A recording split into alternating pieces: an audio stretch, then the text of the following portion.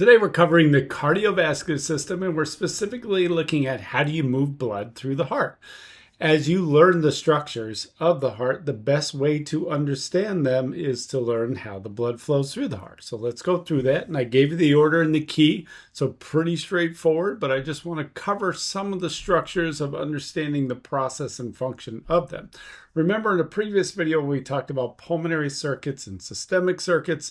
I said that the good blood goes through the left side of the heart. The bad blood goes through the right side of the heart. I mean bad that it's been used by the systems. It's been deoxygenated, and we're going to bring it to the right side to pump to the pulmonary circuit to obtain that oxygen, bring it back to the left side of the heart, and then give it back to the body, which is the systemic circuit.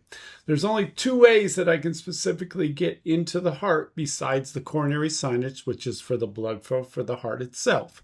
But I have one, the inferior vena cava, that's receiving all the used blood from anything below the heart. And then I have superior vena cava that's receiving anything from above the heart. So my neck and my head and my arms. So all of that blood that's been used is going to go through those two inferior and superior vena cavas into my right atrium. My right atrium then feeds into my right ventricle. So as I look at my right ventricle, I have a valve in between them. We call it the right atrioventricular valve because it's going from the atrium to the ventricle. So right atrioventricular valve, otherwise known as the tricuspid valve, based on the cuffs of the valve.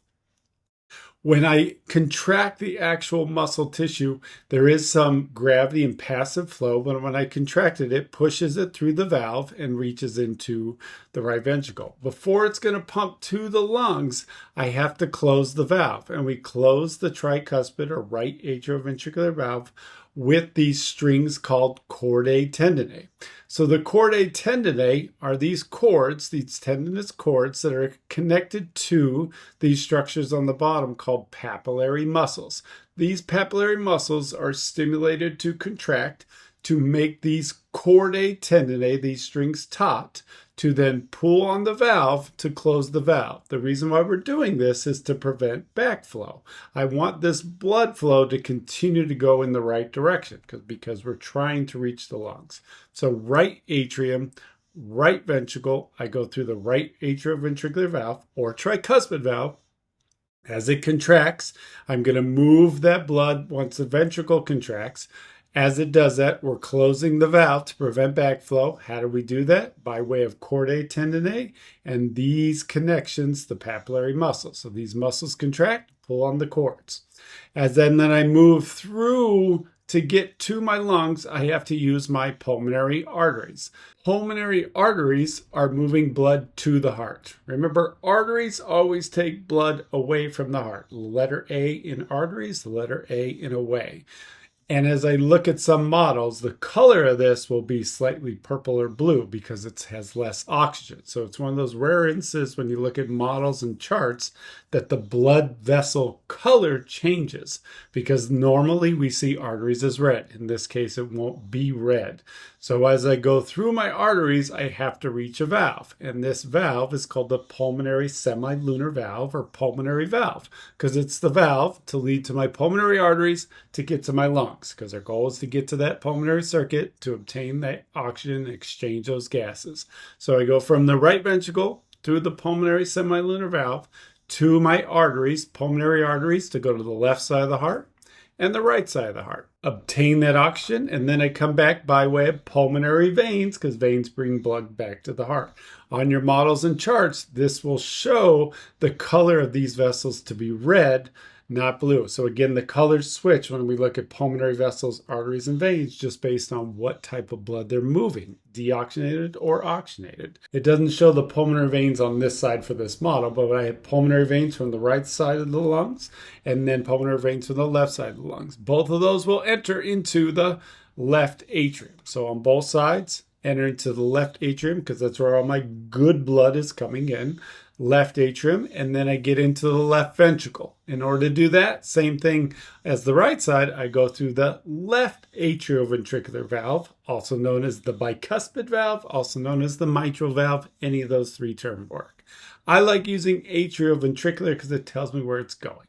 On the left side from the atrium to the ventricle, this number 10, left atrioventricular valve.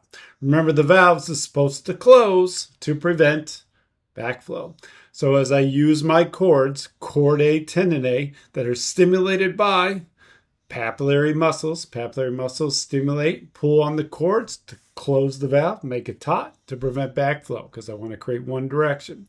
From the left ventricle, it's the largest chamber that we have of the four. And why? Because I got to pump blood all the way to my big toe. So I have a larger layer or thicker layer of that myocardium to pump out to the body.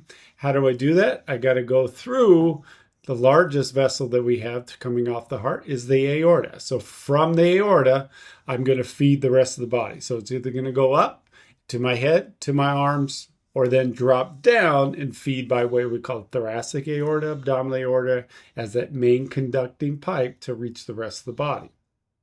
So from the left ventricle, I go through aortic semilunar valve or aortic valve that will then pump through the aorta. We call this the ascending aorta, and then it curves to become that arch or arc of the aorta, and then it'll drop down to become descending aorta that'll turn into thoracic abdominal. To feed the top of the heart to the arms and the head, I have 1, 2, and 3 vessels coming off the aorta. The first is called the brachiocephalic. It's only on the right side. Brachiocephalic artery, there's only one for arteries. There's 2 for veins. Coming off the superior vena cava, these 2 are my brachiocephalic veins. So there's 2 brachiocephalic veins. On the right side, we only have the 1 brachiocephalic artery. Brachio referring to arm, cephalic referring to head. So this brachiocephalic artery is going to split and become my subclavian to my axillary to my brachial. So it'll become subclavian, and then it'll come up and become my right common carotid artery. So the brachiocephalic trunk is going to split into 2 vessels. On the left side, I see these 2 vessels here. So on the left side, I already have my left common carotid artery, and then I have my left subclavian artery that are coming off directly off the aorta. So it's asymmetrical. So in review, coming off the aorta, 3 vessels. On the left side, I have my left common carotid artery and my left subclavian. That's going to drop down to go to the arm. On the right side, I have the brachiocephalic trunk. That brachiocephalic trunk will then split into a right common carotid and then curve over to become part of my subclavian and then my axillary, my brachial, radial ulnar. So I look at it, the vessels will change. So when we look at future videos, we'll understand the actual flow, and I call it a highway system while the blood supply. How do we bring blood back to the heart? By way of veins. How do we feed the body? We do that through our systemic circuit. We're using arteries to do that. But we start by understanding just the pump. This is heart blood flow.